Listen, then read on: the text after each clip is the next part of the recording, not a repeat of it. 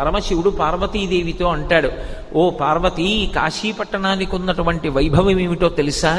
పాపములకు ఎదుర్చుక్క కాశీ, ఉపపాతములకు విషము కాశీ, కళ్యాణముల కాటపట్టు కాశీ, ముక్తికి పుట్టినిల్లు కాశీ. కాశీపట్టణం లోపలికి వెడుతుంటేనే రోమకూపములను ఆశ్రయించి ఉన్నటువంటి పాపరాశి పక్షి రూపంలో ఎగిరిపోయి చెట్లని పట్టుకుని ఉంటాయి.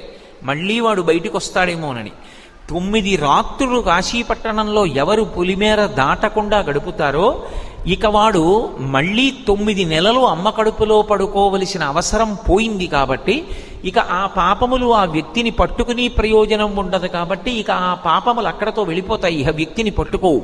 అందుకే కాశీపట్టణంలోకి ప్రవేశించాలంటే కాలభైరవుని యొక్క అనుమతి ఉండాలి. అటువంటి వైభవం కలిగినటువంటి కాశీపట్టణం పాపములకు ఎదుర్చుక్క కాశీ.